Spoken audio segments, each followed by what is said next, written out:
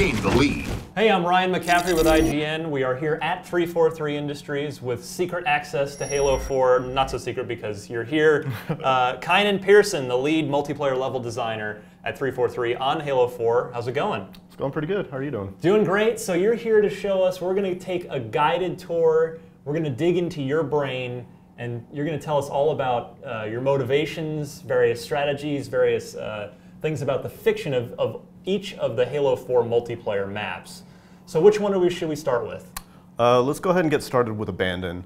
So this map, it takes place on the surface of Erebus 7, and it's basically a science facility where they were doing research on the things that happen on this planet. Unfortunate circumstances occurred, and no one's there now, but the map is here to play on. So this is actually a smaller scale 4v4 map. Okay. It's great for objective modes. It's non-symmetrical in its design, but it's balanced in terms of what you get on both sides and the opportunities that those provide. So if it's asymmetrical, is this best or maybe not best for something like Capture the Flag, where it's, you know, we need two flags going? Does it make it more interesting, or is it more suited for something like just a Team Slayer? It's definitely geared towards, you know, certain modes like Team Slayer or Flood.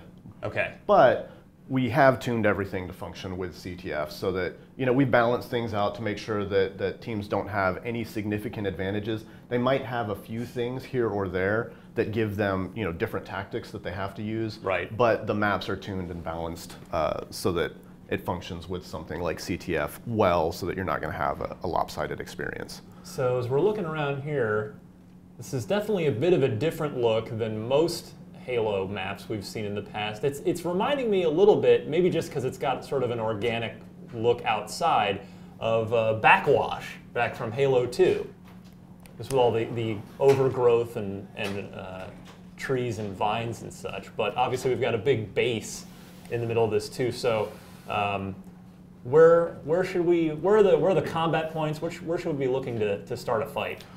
Yeah, so a lot of times in various modes, there's going to be some control points and some places where encounters tend to happen a lot. This being one of the areas where it's the wide open combat area on the open side that kind of looks out. Oh, cool.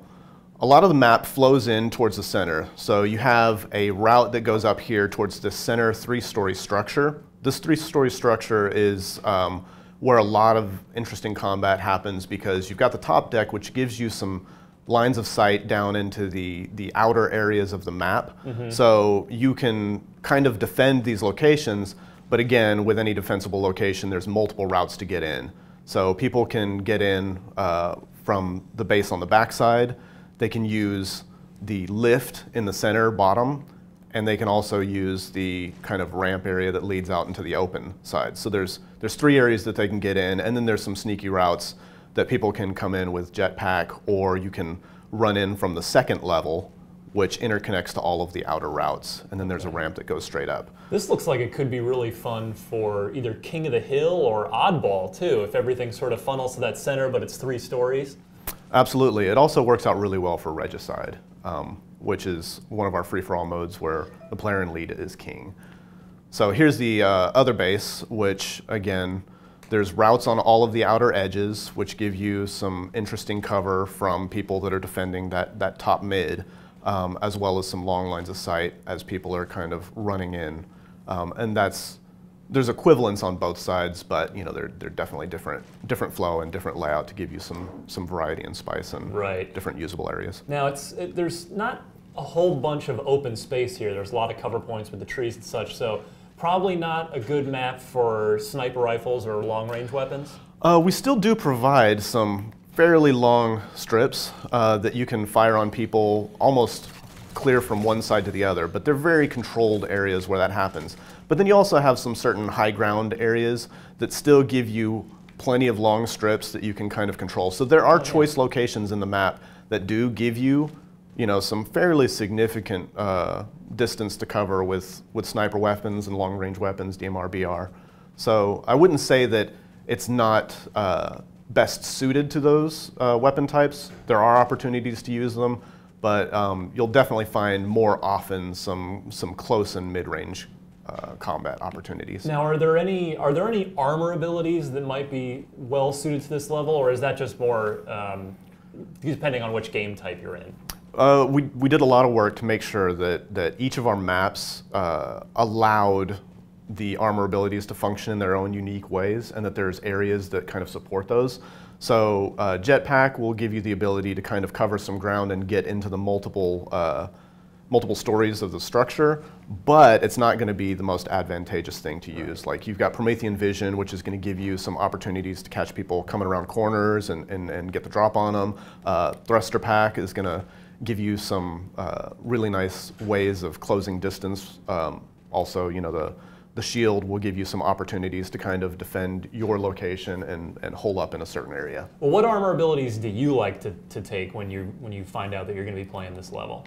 For the most part, I tend to use Thruster Pack because it gives you lots of opportunities to, whenever you can see somebody on your radar or you're running towards a location where you know that they're at, you can thrust in to close the distance, get melees off so you can kind of engage somebody with a BR, DMR, light rifle, carbine, and then thrust in to kind of do a finisher with melee, or even just to kind of catch up with people. You can thrust in to get there. I also like Promethean Vision just because it gives you an opportunity to catch people coming around corners and get the first shot off. Now, how does a map like this start life? Do you start with that 3-story structure and build it out? Where does the idea come from, and how has this map evolved over the course of development of Halo 4? Yeah, so the map has kind of stuck to the original design layout, which is basically that you've got the outer pads and then the central structure. We know up front that we want to try and hit a certain quantity of close quarters maps, a certain quantity of small scale, mid scale, and large scale maps. Mm-hmm. So we kind of have general concepts about what we would do with each of those maps, and then we make sure that they function with each other so that we're giving players enough variety. Okay. So something like this was always meant to be a small scale map to fit in with the other styles that we have, but it's probably best that we look at some of the other levels to see how this compares before actually going into some of the details of why the layout choices are there. Are there any Easter eggs or hidden nuggets that you guys have buried in here anywhere? Yeah, so from a fictional standpoint, this bottom area has this little lab that has these creatures kind of. What are those? Well, those are mysterious creatures that are native to this planet. So we're not talking about the specific details of what they are, but yeah, it's just something that the science team had captured and are studying. I noticed you went by them quickly. We didn't take too good a look there. Although actually, that's a cool effect. And one other thing right here, it looks like, can we go flying off the edge to our death there if you take the wrong step in battle? Absolutely, suicide. Won't do it now, but definitely you will kill yourself if you run and jump off of the edge. All right, so for more on all 10 Halo 4 multiplayer maps, keep it locked right here to IGN.